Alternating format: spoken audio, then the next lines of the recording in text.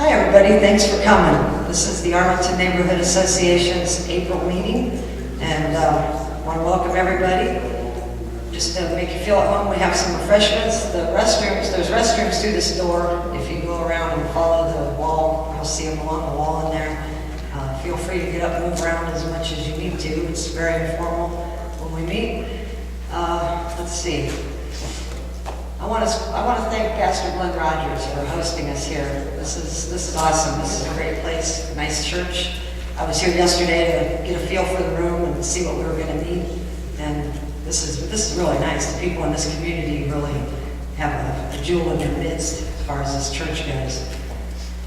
We usually meet a little further north of here. This is the first time we've ever met this far down. And I was talking earlier, we had set a meeting up here once a long time ago with Stephen Dyer when he was our state rep, and he ended up having to back out.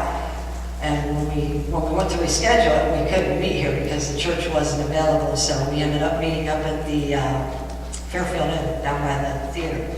And anyway, when I spoke to Rep. Devitis legislatively to set this meeting up, and we picked a date. And I said, all right, I'll have to figure out a location, because we kind of base our location for the meeting on a couple different factors. But I was thinking, I wonder if Pastor Glenn would want to host this meeting, just because it's going to be our state rep, and this is a little more in the heart of his district, and So I had in my head I was going to work that day, and I thought I'm going to call Pastor Glenn in the morning. Well, when I got to work, he was sitting there waiting on me. And it gets even better. I started telling him what we wanted to do, and he got a smile on his face, and he said, oh, well, that'll work out great, because Tony's a member of our congregation. And I said, wow, I wouldn't have ever guessed that one. It just kind of happened that way. But that's great, because that means you're at home. Anyway, coincidence? Maybe not. All right. I have an announcement here. This is the Springfield Township Fire Department. They're doing a night at the races on April 28th. It's Saturday. If anybody wants any information about this, it's going to be at St. Nicholas Orthodox Church. The tickets are $35, and that includes all drinks and a catered meal. The proceeds from the event help the organization to support many charities and families throughout the year. The organization is seeking donations of door prizes and cash. I think they've already sold out all the horses, but you can go have dinner. I want to talk about a little bit of local news. There were a bunch of break-ins last week. Maybe Sergeant Hoskins can elaborate on that when he gets up here, if you're aware of all of them. Maybe, I don't know, but I know, let's see, doctor's offices, dentist offices, insurance offices. It was pretty rampant, like from just north of Killian Road out to just south of 619. I'm not sure how many exactly there were. There were some that were just attempted that didn't actually get in. But to my way of thinking, it might tie into what I'm going to have Officer Hoskins talk about in a minute. Or we were going to have a topic bringer talk about identity theft, and he ended up backing out on me. But I was talking to one of the business owners, Jerry Sloan, from Sloan Insurance Agency up the street, and apparently they didn't take anything, but those kind of break-ins are really you gotta watch out for that, because what they could be after is information. I mean, you go to work and nothing's missing, but how do you know? Did they get into your filing cabinet? And as far as insurance goes, the first thing I thought of is when I took a policy out, my agent asked me, do you want a rider for jewelry or firearms or anything like that? If someone were to get a hold of that kind of information, they got your name, address, everything, riders on your policy. Just guard your information, folks, and deal with agents and stuff that you know. Really guard your information. That's really all I'm going to say on that, but that really bothered me when he said they didn't take anything. Because we just don't know.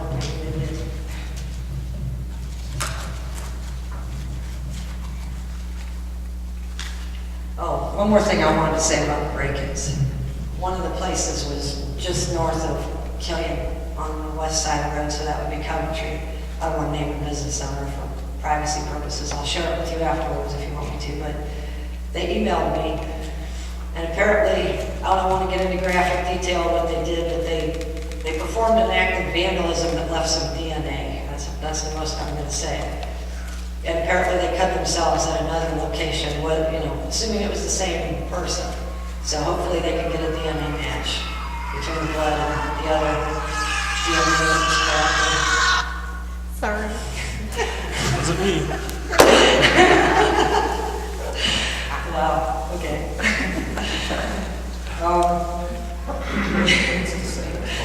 Yes, it was very distinct.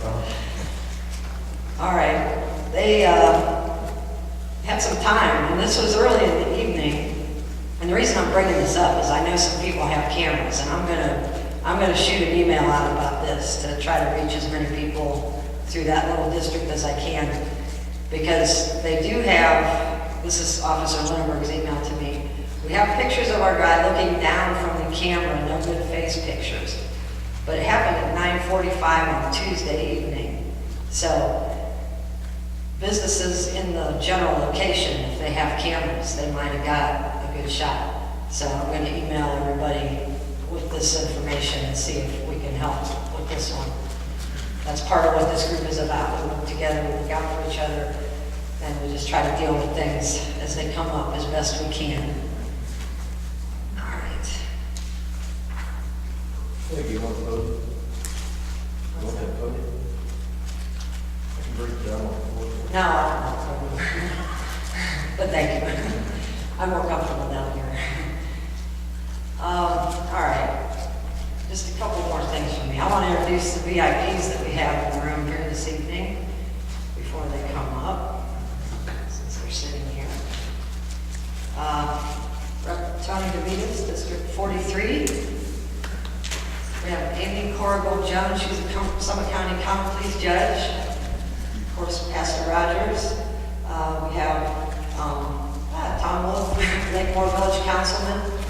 We have Ms. Paula Prentice, our District 8 representative for Summit County Council. We have Tom Cease, our Coventry Township trustee, Sergeant Hoskins from the Summit County Sheriff's Department. Randy Rivers, he's a candidate for Summit County Sheriff.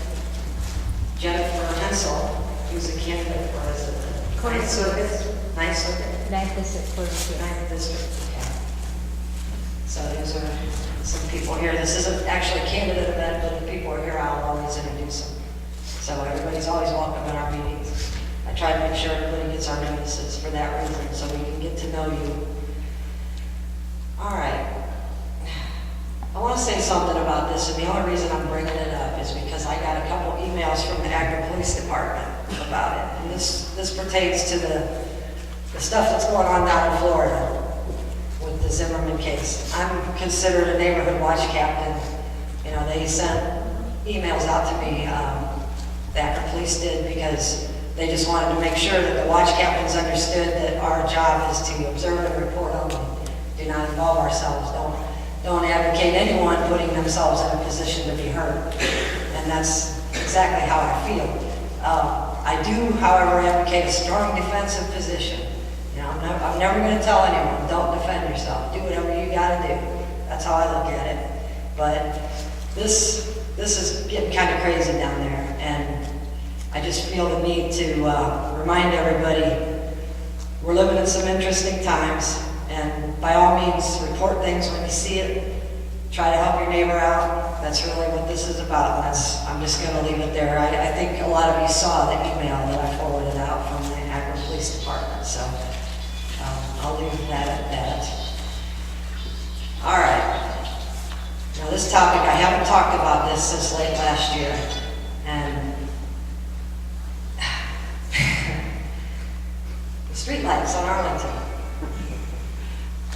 Okay, some of you don't know anything about it. In late 2007, I started contacting our local officials and asking for their help with this issue. Last year, it was February of last year when we had a meeting and the first petition was brought forth. It ended up not being good. We couldn't use it for a couple different reasons. I'm not going to get into the long story. The second petition, we couldn't use it, the boundaries weren't right. The third petition, we couldn't use it because it didn't clearly identify how much people were gonna have to pay. So I'm acting as the spokesperson throughout all this. I've been to 20 meetings at that point in time because we're in a multi-jurisdictional zone. We got Springfield Township on one side of the road, Coventry on the other. Akron is up the street. We felt some JED money should be used in that project because we all see JED money gets used for all kinds of things all the time. And if we're the ones paying it and we're paying for lighting and parks and stuff, we should at least have lighting in front of businesses that are paying the tax. We weren't asking them to cover it all, just help us with it. So I managed to break through all that. I got JED meetings to take place. I got trustee meetings to take place. I went to county council. I was all over the place. Stephen Dyer said, bring me your paperwork. Maybe I can get it budgeted in. So I did that, and that ended up not panning out. But the bottom line is, here we are. I told him at the end of the year last year, I'm not going to any more meetings. There's no reason why we should have to have another meeting about this. I got what I thought was an agreement from the city of Akron through the JED, the Springfield Township trustees, the Coventry Township trustees, and the property owners. If we quartered it, if everybody paid a quarter of the cost, then we could make it happen. Sounds great. We had a good deal worked out. Okay, email me the information. I'll amend the petition that exists. I'll send it back to you. You approve it, I'll circulate it, we'll be done. I didn't hear anything. Next thing I know, I'm getting a petition in the mail. Apparently an attorney was hired. They had an attorney write this petition up. The petition still doesn't say what it needs to say. The letter from the attorney is blasting me like it's my fault. And I'm here to tell you, it's not my fault. And I'll go toe-to-toe with anybody that wants to try to say that it is. So, we don't have streetlights yet. Whether that would have helped in the situation with Officer Doty or not, I don't know. We'll never know. But my point is, my position is still the same. All you gotta do is email me the information. I'll amend the petition. I'll send it back to the trustees. They approve it. I'll circulate it. Maybe we can get some streetlights. Because nobody is gonna sign that petition they sent out. It doesn't say what it needs to say. And quite frankly, with what we got brewing with the sewer system in the city of Akron, if, I'm paying $2.10 a quarter right now at my business for sewer. If that rate triples or quadruples, you think I'm gonna want any more of my taxes at the end of the year? Not right now. So, and I'm sorry, I don't mean to be negative here, but I just gotta keep it real, because we got some big issues going on. And anyway, that's pretty much it with the streetlights. So, I'm not going to proceed with that any further until they give me the information that I need. All they have to do is email it to me. That's it. I'll amend the petition. I'll send it back to them. They'll either send it back to me or they won't. And that's all the further I'm willing to go with it, folks. All right. On to a little different topic here. We had a meeting last month about the sewer, so it's not quite different. But at this meeting we had Rick Marola from the city of Akron and Jim Hewitt from the city of Akron. And they actually did a pretty good job explaining what was going on with the sewer system in the city. This has been happening for a long time. But the bottom line is we don't feel there's nearly enough awareness about this issue. People have no idea, for one thing, that this lawsuit's even going on, but for another, what it's going to do to people's sewer rates. One of the things I asked for from this gentleman was a map that clearly defined areas around Akron, because there's 13 communities around Akron that would be affected by this. And neither Mr. Hewitt or Marola, it wasn't in their PowerPoint, something that clearly defined the boundaries. Okay, who's going to be subjected to these rates and who's not? And some of the things they said, quite frankly, were pretty disturbing, because they were asked, well, what if people start moving and they can't pay their bill and they just abandon their homes? Who's going to pick up the slack? His answer was, the people that are left. So I take that to mean if they're saying right up front that our rates are going to triple or quadruple, if we see, more of a housing bubble, which we've already seen a good one, you throw a $200 or $300 a month sewer bill on somebody that's already struggling, we don't know. It could get real strange. So what's that going to do to those of us that are left? anyway, at this meeting that we had, we videoed it. Craig was gracious enough to provide an uplink to it for YouTube, which he'll do with this evening's meeting as well. But we're just trying to raise awareness. People need to wake up that this is going on. I've been in contact with a lawyer for a small business association who, through their DC office, is going to file an action in this case, because we can't allow ourselves to be exposed to this kind of liability. And other than Plasquelic and his team, and what they say, 12 million is what they've spent so far fighting this. Other than them fighting it, no one apparently has put themselves out there to fight it from the citizen standpoint or from a business owner standpoint. So fortunately, this attorney has agreed to take the case. He's based in DC. He specializes in government overreach, overregulation. None of us are disputing that the repairs need made, that nobody wants to see sewage going into the river. But we also don't want to see our entire county and cities go down the sewer, fixing the sewers, you know? We gotta be reasonable. And if this goes forward the way they've been talking, as far as the liability to the property owners, it's not gonna be pretty at all. So we gotta do something. So where it's at right now, the case is in arbitration. As soon as it moves from arbitration back to litigation, an action will be filed. And we'll just have to deal with it and go from there. Because I'm not gonna sit still. I'm not gonna sit still and let this happen to everybody. That's all I have to say about the sewer issue. And I wish we could get the Beacon Journal a little more involved. They have printed some stories, but they've been minimal, and they're usually kind of buried, you know. People just aren't really aware. All right. Officer Hoskins, or Deputy Hoskins, I'm sorry. The guy that was going to do our identity theft presentation is actually the brother of Pastor Todd, who has Legacy Church down here where we meet sometimes. And he emailed me today to tell me that he couldn't be here. So last minute I was gonna wing it and do it myself, but I know you get tired of listening to me up here talking. So when Sergeant Hoskins walked in, I thought, I'll ask him to do it. And he graciously agreed. So the pamphlet that Betty Lou was handing to all of you when you walked in is basically what he's gonna go by, I think. But I'll let Sergeant Hoskins come up here and talk to you a little bit about identity theft for a few minutes. Thank you. Hi.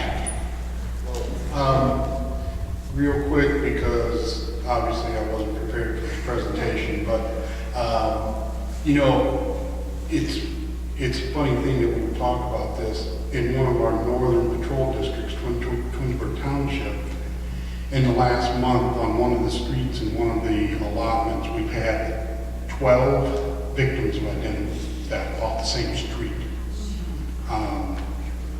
And through our investigation, we have found that we think the information came from the BMV, is where the breach happened. So, the BMV. So, you have the pamphlet and a lot of the stuff we hear all the time, shred important stuff before you throw it in the trash.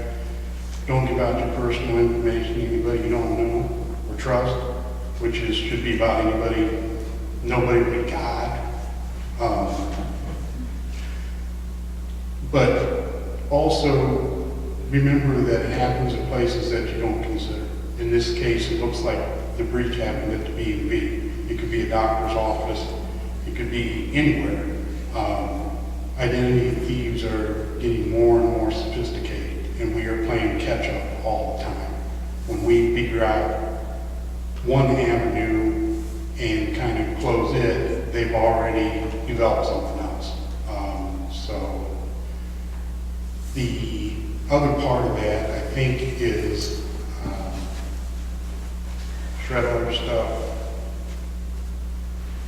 The other thing we have going on, and we haven't had a lot of it, but I think you might have seen in the paper, I know we had a couple of people get a phone call. It says that your son, daughter, grandson, granddaughter is in jail somewhere and needs bonded out. I'm sure my parents always anticipated that phone call. But unless your kids are like me, chances are they aren't in jail. And there would be some official phone call in that case anyhow. So, I know that we all want to, help, obviously, the people close to us, but always be careful in what you do. So I think I'll leave it with that. This is a good pamphlet, it explains a lot of stuff. I won't go over all of it, I think it's stuff that we hear a lot. I have one question. How effective are home security systems or business security systems in deterring landlords? Alarm you mean? Yeah. Alarms and also connection, sign outside that says you're covered by a security system, and then the alarm that contacts the police department, or contacts a central location that contacts the police department. Do those deter? I think so. I think overall, if someone is dead set on breaking in, probably not. But the opportunist that is just taking advantage of a weakness somewhere, probably those people. We have professional thieves in some county, and we don't catch them very often. So, yeah, they are. Actually, another really good deterrent is a dog. In fact, probably the best deterrent is a dog. Actually, if you want to know anything that makes a lot of noise.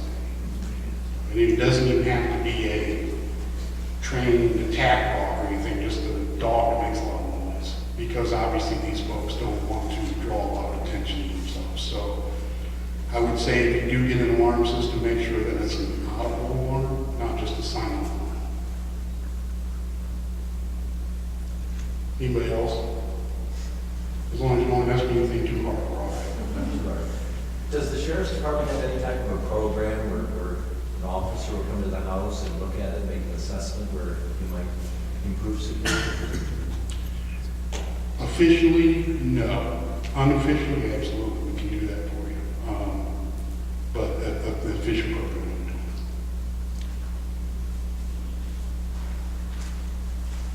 we don't. Anybody else? I don't really have a question, but just something I'll throw out there for you. I had a situation where my credit card got frauded, okay? And I found that out because I check every day. I look online and I follow it, so I was on it. I got a call from the credit card company, but it sounded hokey. I just let them talk on the answer machine. I didn't even pick it up. So what I did then was turn around and call back. I used the number off the back of the card. They were saying they were from whatever, and they needed to verify some information, which I highly doubt, because they should have. So I called them back, and they weren't calling. So that's probably your best bet, to get a call from some sort of Yeah, company. that's a really good. Don't answer it, call back the number on your card, or whatever business that is, look it up on the phone book, or, G-phone, or whatever you got, and, you're gonna be a lot better then, because you don't know who you're talking to, there's no way to know. That's a really good suggestion. Also, always make sure that you use different passwords for everything. Absolutely. Don't just use one password. Always use different passwords, even though I know as we get older, it's hard to remember all of them. If you want to talk about the break-ins, we can do that briefly. I think there was 6 or 7 altogether. The businesses where anything was taken, it was petty cash. Just so you know, if you own a business and you're in the habit of leaving petty cash around, and I know everybody does, just that's what they took. I think all businesses but one had an alarm. In fact, we responded to 2, I think, is how we actually found 2 of the burglaries. We actually responded to 2 of the alarms. So it does happen. These happened early night, late evening, 9:30, 10 o'clock, which is kind of unusual, and that most business break-ins we get will be overnight. We're talking midnight through 4 or 5 in the morning, but these were a little bit earlier. Peggy said that the suspect had cut themselves. We did gather some DNA from that. That's a process that takes a little while to getting results on. Springfield had 3 or 4 on their side, and we had 6 or 7. So altogether, we're looking at around 10 in a 2-day span. So we are investigating it, and as always, I remind you folks, every meeting, you're out there, it's your neighborhood, it's your street. You see somebody that you think doesn't belong, you see something that strikes you as being strange, let us know. You don't even have to leave your name and number. We get to everything eventually.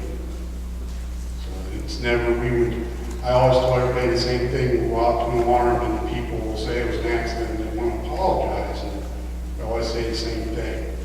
I'd rather come out to 100 alarms that were nothing than to come out to one that was a real problem. So don't ever hesitate to call. We appreciate you folks. A lot of what we do comes from folks calling in and letting us know what they're seeing.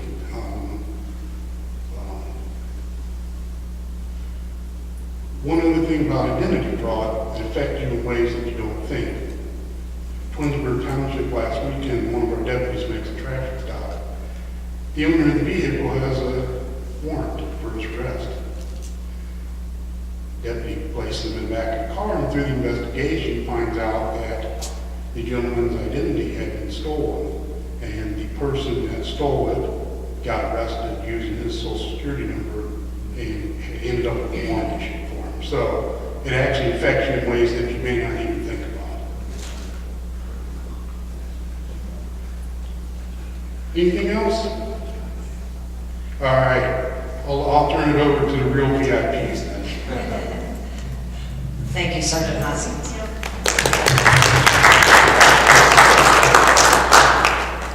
Okay, Paul Prentice contacted me the other day and volunteered to give an update on issues that are going on in Summit County, so I'm going to let her do that. So, Ms. Paul Prentice. Thanks, Peggy. It's a pleasure to be here. I just kind of wanted to let you know what I do and what's going on in the county. Currently, I am a representative for District 8. District 8 is the southeastern part of the county. That would start with Mogador, Lakemore, Springfield, Greene, and Coventry. So I am your representative to the county. Used to be commissioners, there were 3. Now there are 8 district representatives and 3 at large. So there are 11 of us that sit on council. We are the legislative branch of the county under the executive Russ Pry. So if you wonder what we do, we pass legislation, we sometimes write resolutions, and we are your voice to the county. So I get a lot of phone calls from people when they have problems, and some of the most recent and most happening problems in our county seem to be with the sewers and sewer problems, the ditches, stormwater issues, of course, as so many of you know, are a real problem right now. Some of the biggest issues in the county, some of the things that Russ is working on that we can all be very proud of here in Summit County is he is working very hard on bringing jobs to the county and economic development, as you well know, with the Goodyear project in Bridgestone, Firestone, which was just opened, Diebold, which is now going to build in the southern part of the county, and Greene, the Roshland plant, which is here in Springfield, which you all will be proud that they're here, another plant that was brought here by the work of many of the people from the state government as well as the local government. So we're working very hard to bring jobs into the county. One of the requirements now by the state is that we have to meet a work requirement. And so for people to get federal assistance now, or food stamps, they have to be working. And we are working very hard in the county to get people working. So this would be anyone who needs assistance has to work. So we're finding ways to put them to work, and our job center is very good at that up on Talmadge Avenue. If you know people that need jobs or need assistance, they need to go to the job center, get some help, and we are finding ways to put them to work, even if it's minor jobs, to meet this requirement of the state. So we are working very hard to get people to work and to find jobs where they are feeling that they are helping other people out and being a part of the county and the community. I wanted to talk a few things about what I do. I am Chair of Human Services for the county, which means that I oversee the levy agencies, which is your ADM, your Alcohol, Drug, and Mental Health Board. The Children's Services Board is another levy agency, which you people vote, that's your tax levies. And the last is the Developmental Disabilities, which is a levy that you just passed. So that's part of my job. The other part of my job of Human Services is to just look out for the welfare of the citizens in Summit County. I'm on a green task force. Summit County is very aware of the need to stay green. And so we have a task force that works very hard on making sure that our buildings are LEED certified. The Bridgestone Firestone is the new LEED certified building in Summit County, and the animal facility, which was built, is a LEED certified building as well. And although at this point it's a little more expensive to have LEED certified buildings, it's very important to Mr. Pry and the rest of the council that we do have green facilities in the county. I'm also on a task force for children aging out of foster care. It's important that we get together, and these children that come out of foster care need housing, they need jobs, they need transportation, and we've put together very, very many committees and people that work in the county to help these children who are coming out of foster care. They're not like your children or mine, that get help until they can get their feet on the ground. At 18, they are liberated and out they go. And it's very hard for them to get their feet on the ground. And so we have a task force that meets and does that to help our children. We also have a task force for Children's First. I think that's a national task force. There's a Children's First committee in Summit County that is to get our little ones reading first and get them grounded, and it's looking after them and the schools. I'm a part of that committee as well, which is very helpful for our children. I want you to know that Summit County tonight introduced a resolution on hydraulic fracking. It is not to discourage hydraulic fracking. It is to encourage people to be educated about it, to know what happens when fracking occurs, and to know where to go and to understand the process. So we introduced that resolution tonight. There was quite a discussion about that. So if you haven't been keeping up to date on fracking, if you have some property and they're asking you to drill, or you have the opportunity to drill on your property, please make sure that you're well educated about that before you move forward on that and you know about the process very well. Mr. Pry and the council are very aware of the consolidation of departments. We are now consolidated. We have now consolidated the building department to save money for the county. Our budget has been cut, as everyone has. The local budgets have been cut, and so we have consolidated the building departments, and we also have consolidated road works, and so some of our asphalting, the communities as well as some of the cities they're purchasing is together now. So we are working very hard to downsize. Well, our budget has been downsized, I guess, and so we're working very hard to do some of those things to save the taxpayers money and to save the county money. So we are very aware of your money being spent. Mr. Pry's leadership, I believe, has been excellent in that way, and we're doing everything we can to save money and to make sure that we still provide the best environment the best economic development we can. Summit County takes a lead in very, very many areas, and I think it's through the leadership of the county.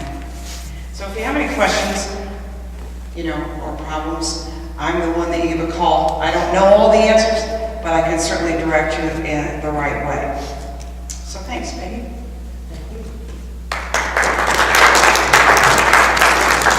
Does anybody have a question for Paula?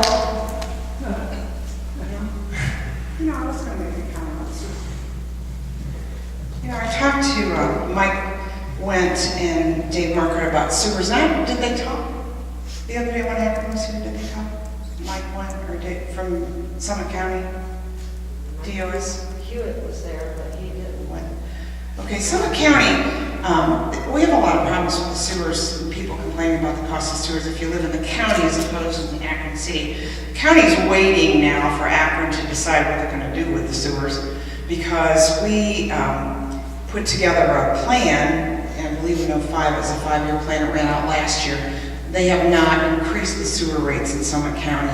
They're holding to see what Akron is going to do, because we have that big problem with northeastern Ohio sewers. Ours have not been increased. Should nothing happen by the end of the year, Summit County will begin to look at a way to individualize the sewer rates, depending, we're looking at a couple ways. That might be number of people living in the household and so on. So Summit County is definitely looking at sewer rates coming up at the end of this year. They did not increase at all this year, and our sewer program was up at the end of last year, so we're looking at that as well. I did want to mention it. Thank you. Okay. Now what we're here for. Rep. Anthony Devitis, he's District 43 State Rep. It includes, I'll let you explain the district, but anyway, this is a real treat for us, so let's hear what he has to say about what's happening in our district. Thank you. First of all, thanks to Peggy here for organizing this event tonight. It's a lot of work, and it's organizations like this that have a good way of getting information to their legislators and other persons who are their elected officials, and in order to get things done. It's very, very important. I'm glad to see it all out.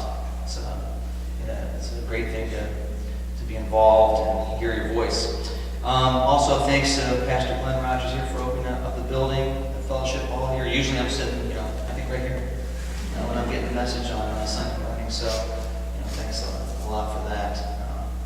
I am currently state representative for District 43. That does include Eastern and Southern Summit County and Portage County as well. You asked me let's tell you a bit about my political career, not to bore you to death. I was appointed to this position in December, just recently, so I've done this for about, 4 or 5 months now, and I liken it to drinking water from a fire hose. That's what happens in Columbus. There's a lot of stuff that's going on down there, and you got to learn all that. It's a great learning curve, and it's very interesting so far. It's been very rewarding, and it's very busy. Before that, I was a city councilman here in Green, and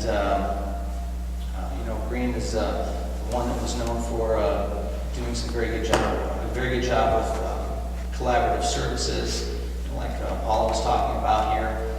We have the CAD and Savers, which is a city administration building, and then we combined our school board administration, council offices, council chambers all in one building.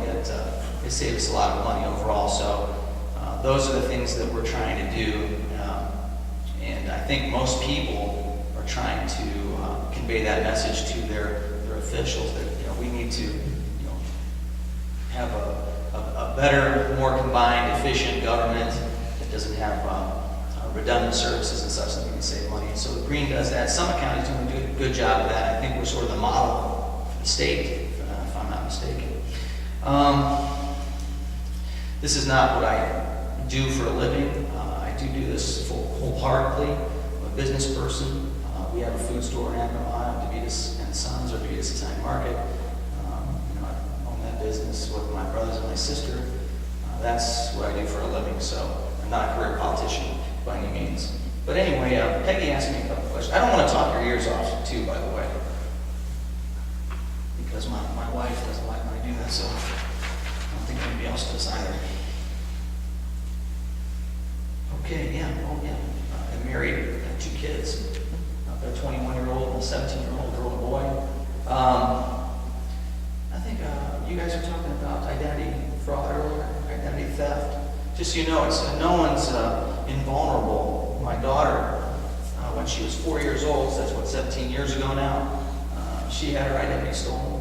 And I don't even know how it happened. I got a call from the FBI, and this guy tells me,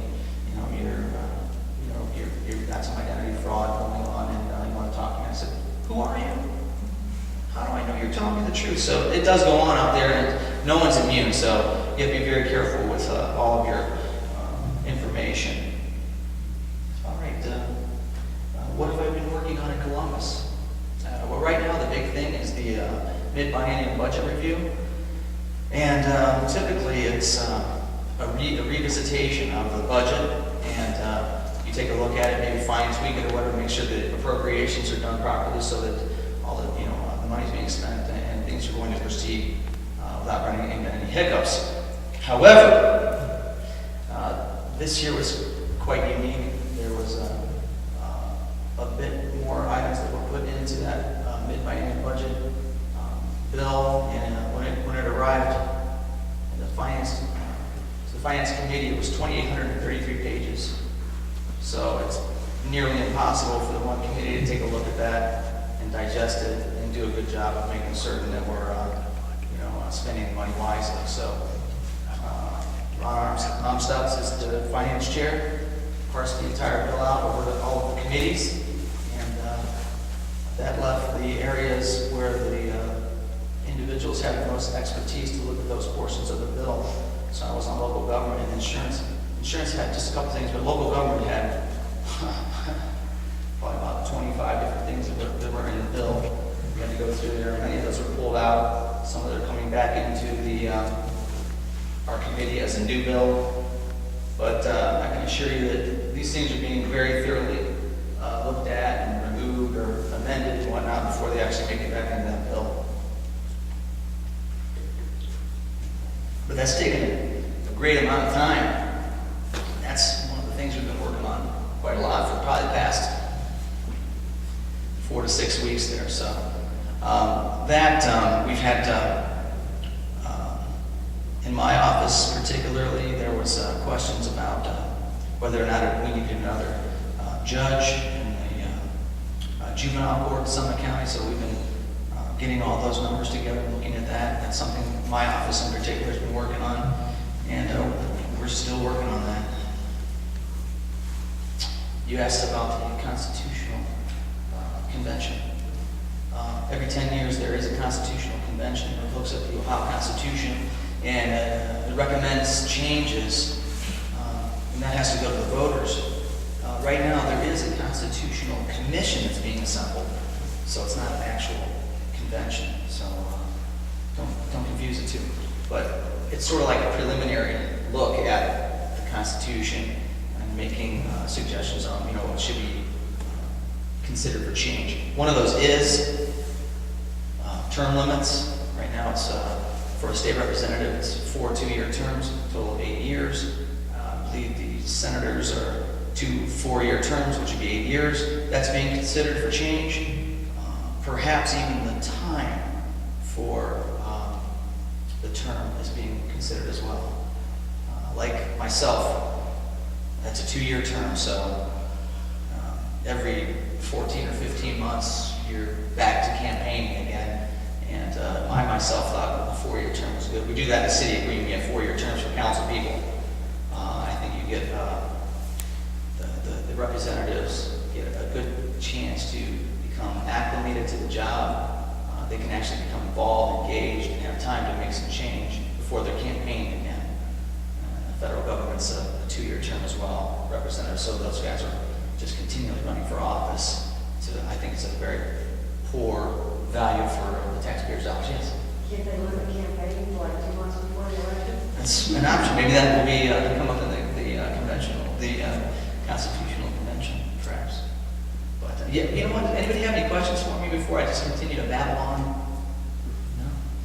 Who's on the Constitution Commission? It's being chaired by Speaker Batchelder So and Lynn. they're legislators. Well, actually, Lynn Slavey is also on the commission, but he was a legislator when he was selected to be on there, but now he's been appointed to Google. But he will still be on that commission. He's a lawyer, so I mean, he's definitely a credible individual and qualified. Yeah. First of all, I want to thank you for reading the bills that you passed. Secondly, with the Constitutional Convention, is it open to citizens to view it or to be involved? I don't know that precisely. I'm sure that it's public information, so that can be retrieved. Our office is contacted all the time with public records requests, so you can get all that information if you like. Once the commission is selected, you can find out who those individuals are. I can find out for you. You can contact me or contact Peggy, and she can get me or whatever, and we'll give you those individuals, and you can personally, request information from their offices or their aides or whatever. And I'm sure they'll provide whatever you're looking for. Answer your question? Yes, thank you. Okay. Any other questions? No? Yes? What's the timing of this constitutional? I don't know the actual date. I know that it'll be coming up here, but the commission is being put together for the purpose of having a bit of information available or having some ideas before the deadline. You don't want to rush things. Yes. Do you have any solutions to what the local school boards and the local political subdivisions are supposed to do with the loss of revenue that is not coming to us from Congress as it used to? Yeah, I've been asked that about 100 times, less than 1,000 times. We keep getting information that this is being developed inside the administration and Governor Case's office. I keep on receiving that message. We're waiting for an actual idea to arrive from there. I myself, my own office, we've taken a look at a couple of different methods, and it's extremely expensive when you consider how much it costs per student. It's about $14,000 a student to educate for the year, and it's a complex formula because every community is different. You're with Coventry, is that right? Coventry is pretty diverse itself. You have a lake there with a more expensive area, and then you've got the other regions just outside there that are not so. And it's a complicated formula right there. So, if you take that all over the state, there's just hundreds and hundreds of those regions. It makes it complicated. So they are working on that. And we have closed the budget deficit that we had. The $8 billion deficit is gone. And we turned the rainy day fund from 85 cents into $250 million. We're generating revenue. We do have revenue. The Ohio does have some money that is accumulating. So it's going to make it a little easier now to try to decide just what to do. Before what are you going to do when you have no money? Just perpetually go into the hole. So we're in a better position now as we move forward. But again, like I said, we're sort of waiting on some structured plan to come before us so that we can, pick through it and see how best to make it. Any other questions? No?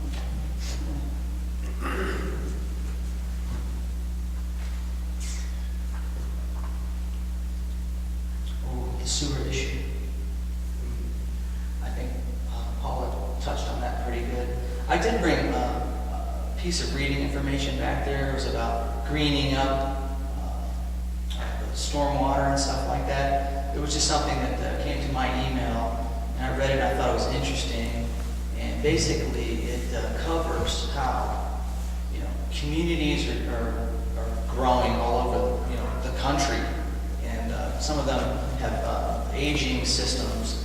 And as the community grows, as do rooftops, roadways, driveways, parking lots, and these things wick water, as fast as it's coming out of the sky. So as the community grows, the water, stormwater problem increases, then you have your problem feeding, the sewers backed up with raw sewage and stuff, and having to run over. So it's a big issue, but it's a good read back there. I'm not advocating this, technique. I'm just saying that there's a community in Philadelphia who's sort of showing how they addressed it, and it was just interesting that we're not alone. This is a big problem. It's more than just in our area. So I wish we don't have to feel like we're being picked on. Yeah. The outreach, the overreach of the EPA is insane across the whole nation. What they're expecting, closing down, the electrical plants, everything they're doing it's uncontrolled. Does anybody I know are saying?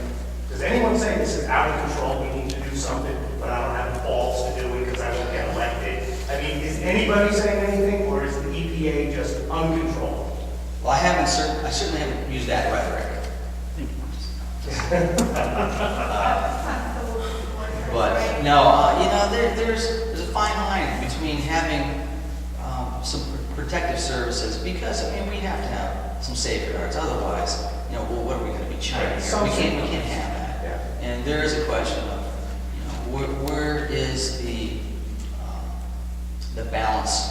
Where do we balance with having some safeguards and being able to actually function as a community or a business organization so that you actually succeed?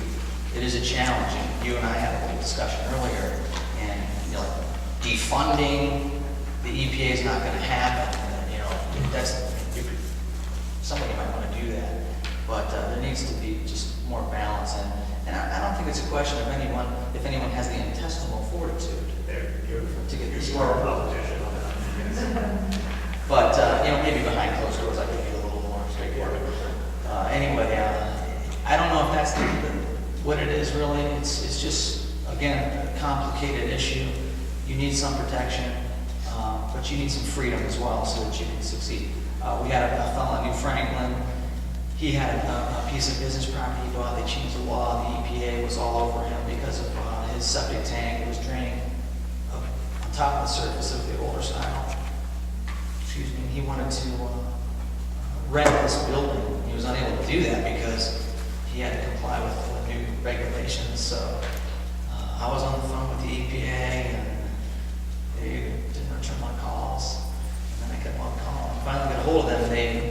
They talked to him, and they were going to try to have some sort of a resolution. And the resolution was, well, you can just upgrade your system, and then you can go ahead with your business. But it was like $35,000 or whatever. And we're still working on that, just bouncing back and forth. So, the question of whether or not anybody wants to do anything.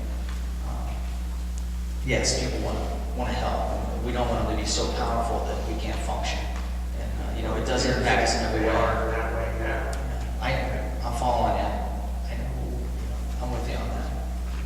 But it's a challenge. I'll talk to you a little bit later about that. Other than saying it's a complicated issue and that we need a balance for this, do you have any discrete? Are you on the EPA?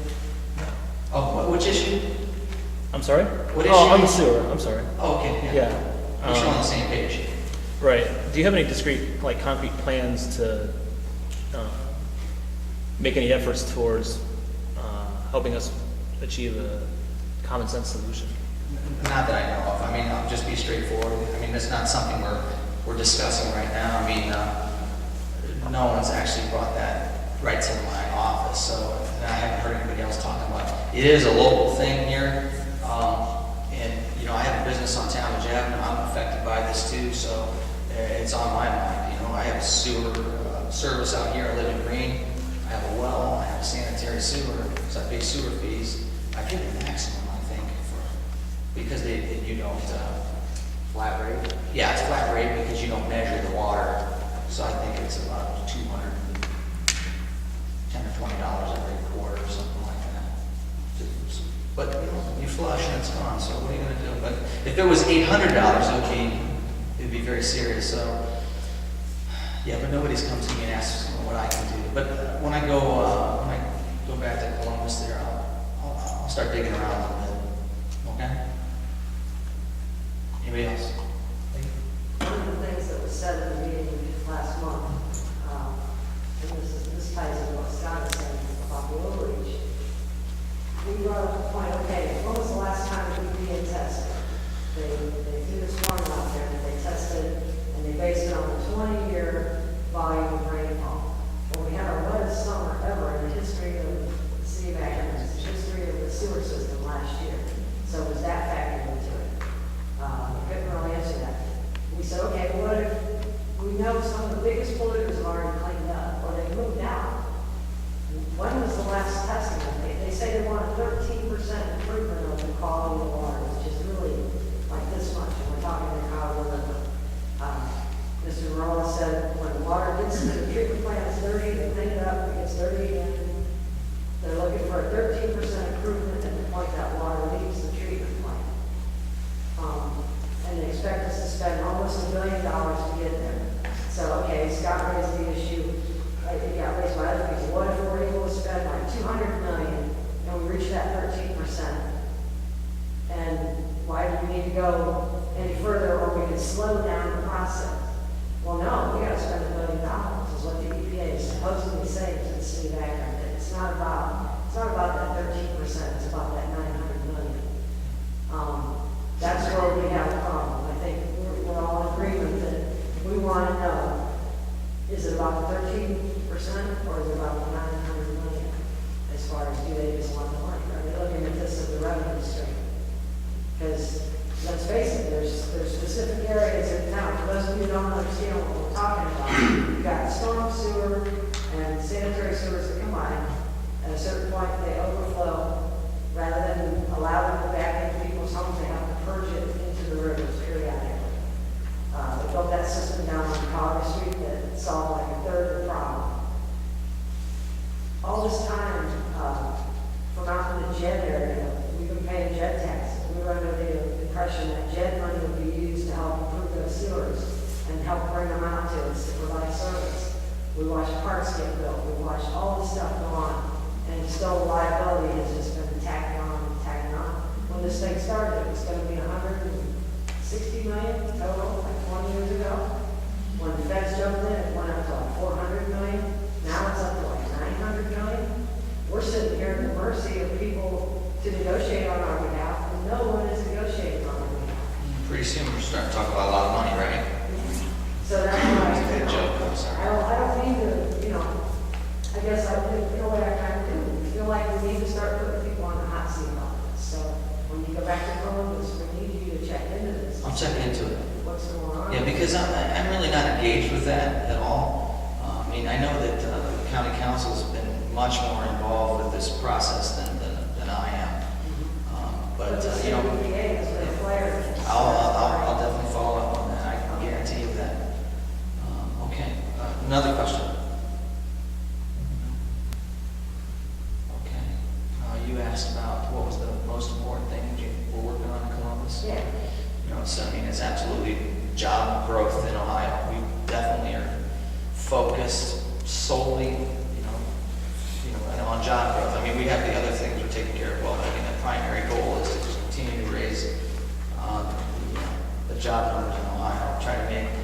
Trying to take out silly regulatory things that get in the way of business expansion,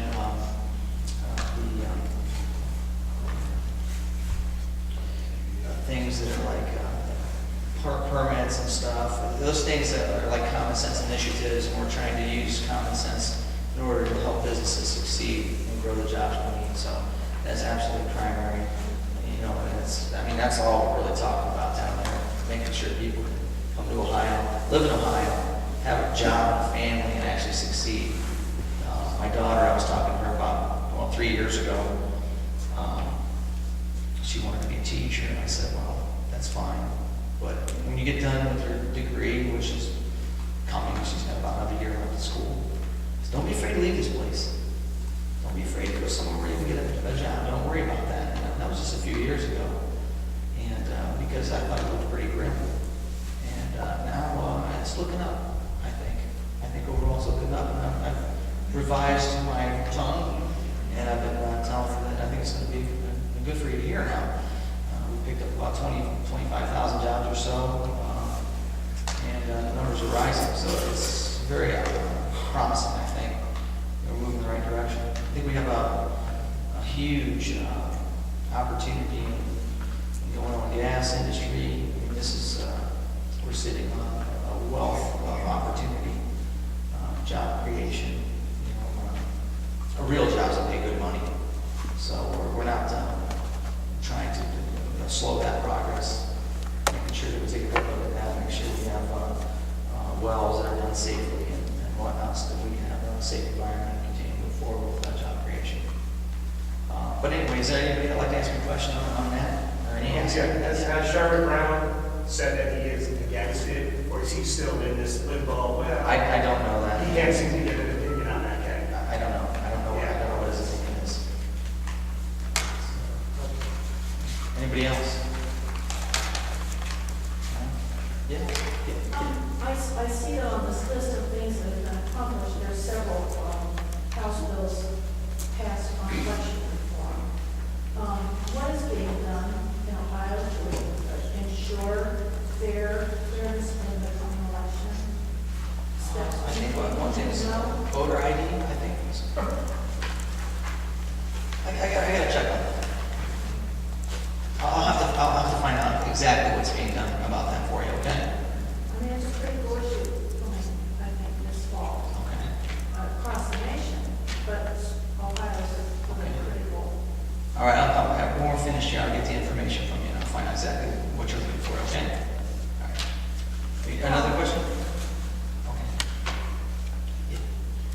Do you think that there's a possibility in the near future for the state to do away with either their income tax or the sales tax in Ohio? Because I know that, we balance the budget here in Ohio, and I had heard previously that, the governor was thinking of perhaps, doing away with the sales tax or. Yeah.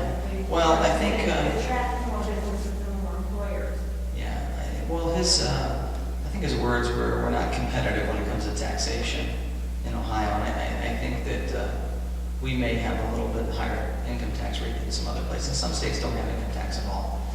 I believe his solution, though, in the beginning was to put a severance tax on the oil and gas industry when it's really at its infancy in the state. And there was a couple of problems with that. One of the issues is it would only compensate for a portion of income taxes. So you can't just tax them, and then the next thing you know, we don't have any income tax. So it wasn't a real solution. And the other issue was it does discourage then maybe production in Ohio. And there are other states that have a wealth of oil and gas, so we don't necessarily want to do that. And thirdly, when you're talking about a commodity like natural gas and other items that are traded on the NYMEX stock exchange, those prices are set at the market. So if the state of Ohio, which I hope not, would come to my business and say that they're going to increase our tax on sales, let's say my business 2%, well, my reaction is I need to raise all my prices so that my customers pay that tax. That's precisely what goes on with tax. When you tax a business, it goes right down to the consumer. Okay, so it's just another way of taxing us as individuals when we tax business. And the sewer thing will be another issue like that. If your sewer rate goes up 3 times, you got to charge poor Glenn over there $27 for a haircut, maybe 30. But yeah, it just gets pushed right down to the consumer. But the commodity that's traded on the stock market, there is no, I can just raise the price to offset that tax. So it's a direct cost to those producers of oil and gas. So it just acts as a discouraging factor that I think that is something we don't need right now, especially. So that got shot down. That was actually in the mid-Miami budget, and so that got peeled out. And when we were discussing that in our local committee, local government committee, I asked Randy Gold, who's in the office there making all those big decisions.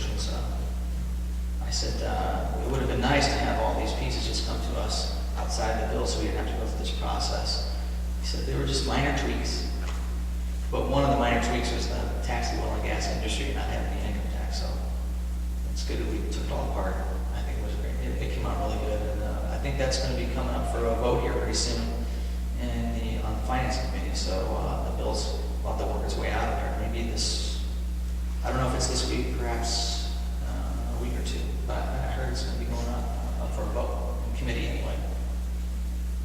Question? No? Anybody else have a question? I just thought of a possibility, I don't know if it's real or not, but similar to how the state put up issue 3 in November for the Freedom in Healthcare amendment, is there a possibility of putting something on the ballot to deal locally with other federally enforced legislation such as the EPA for the sewer thing? Can we get something on the ballot? And if so, if we could, would you be willing to stand behind it? I can't say I'd be willing to stay behind something I haven't seen. I'd have to actually see it before I could say, yeah, I back you. But certainly if, I believed in it, I would support it, depending on what it is. But that did get put on, I believe, by the people that came to if I'm not mistaken, that came onto the ballot by the people. I think there may be some other issues that come down the pike that may resemble that procedure or what have you. But I don't know how you can. Yeah, I don't know the ins You and outs can't of tell how it. it works. I don't think we can put a measure on the ballot that we can say, we don't want to pay federal tax and we don't have to pay federal tax anymore. You can't do that. It's not going to work. Is that what you mean? Something like that? Well, maybe not as widespread as paying federal tax, but just as far as limiting the authority of the federal EPA in our locality. They have to. That's something we really look at. In theory, it doesn't seem any difference between a presidential mandate for healthcare, which is a federal mandate. Why can't we fight other federal mandates at the local level? Well, I think it's more of a show that you don't approve of it versus can you get away with it? It's not that simple. Okay, well, otherwise we could could just vote ourselves out of everything. It might be a good first start. Yeah, Put big fence around the state. The county laws trumped by the state laws, trumped by the federal law. It's just, that's why when they have federal law and it gets shoved down, it makes its way down to the local communities and it complicates things. It's difficult to comply with those things. It's complex. But it's a good concept. I think you can get your point across by doing things like that. It's smart. Any other questions? Have I just bored you all to death? No? Okay. Is it an achievement? All right, I'll leave the mic up. Okay, thank you very Thank you.